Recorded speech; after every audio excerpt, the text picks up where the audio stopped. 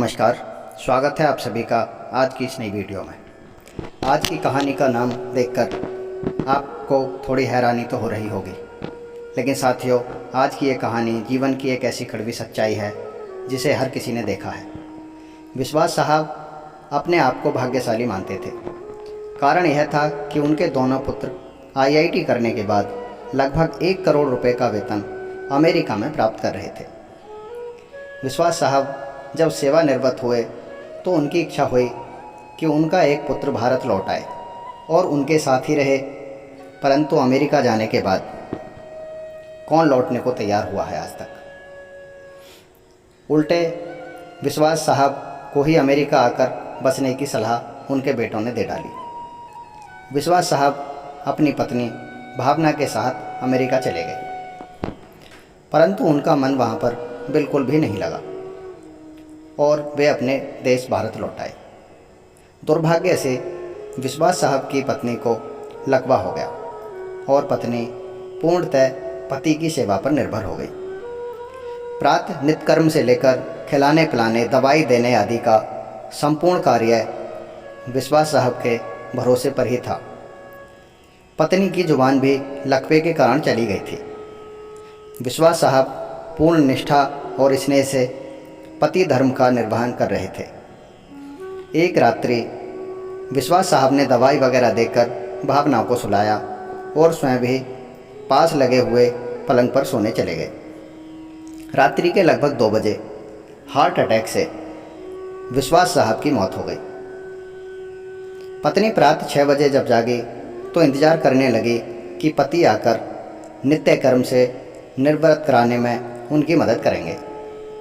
इंतजार करते करते पत्नी को किसी अनिष्ट की आशंका हुई। चूँकि पत्नी स्वयं चलने में असमर्थ थी, उसने अपने आप को पलंग से नीचे गिराया और फिर किसी तरह धीरे धीरे घसीटते हुए अपने पति के पलंग के पास पहुंची। उसने वहां जाकर अपने पति को हिलाया डुलाया, लेकिन कोई हलचल नहीं हुई।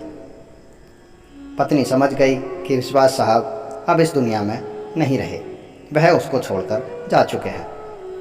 पत्नी की जुबान लकवे के कारण चली गई थी, अतः किसी को आवाज़ देकर बुलाना भी पत्नी के वश में नहीं था। घर पर और कोई सदस्य भी नहीं था। फ़ोन बाहर ड्राइंग रूम में लगा हुआ था। पत्नी ने पड़ोसी को सूचना देने के लिए घिसटते हुए फ़ोन की तरफ बढ़ना शुरू किया।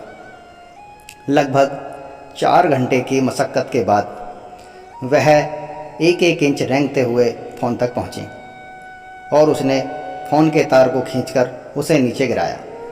पड़ोसी के नंबर जैसे तैसे लगाए। पड़ोसी भला इंसान था, फ़ोन पर कोई बोल नहीं रहा था, पर फ़ोन आया था, अतः वह समझ गया कि मामला गंभीर है, पड़ोसियों को कोई दिक्कत है। उसने आस पड़ोस के लोगों को सूचना देकर इकट्ठा किया। दरवाज़ा तोड़कर सभी लोग घर में घुसे। उन्होंने देखा विश्वास साहब पलंग पर मृत पड़े थे तथा पत्नी भावना टेलीफोन के पास मृत अवस्था में पड़ी हुई थी। पहले विश्वास और फिर भावना की मौत हुई थी। जनाजा दोनों का साथ साथ निकला। पूरा मोहल्ला कंधा दे रहा था, परंतु 2 कंधे मौजूद नहीं थे जिसकी माँ बाप को उम्मीद थी। शायद वे कंधे करोड़ों रुपए के भार में अति महत्वाकांक्षा से पहले ही दबे हुए थे।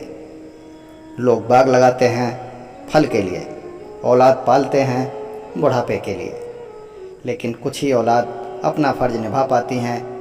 एक चीज़ तो इस कहानी से समझ में आती है कि शिक्षा के साथ संस्कार उतने ही ज़रूरी हैं जितना कि भोजन के साथ पानी। दोस्तों, कहानी पसंद आई हो तो चैनल को सब्सक्राइब करें, लाइक करें, कमेंट करें और बेल आइकॉन दबाना ना भूलें, जिससे अगली कहानी का नोटिफिकेशन आपको आसानी से समय पर मिल सके। आप सभी ने पूरी वीडियो देखी, इसके लिए आप सभी का धन्यवाद।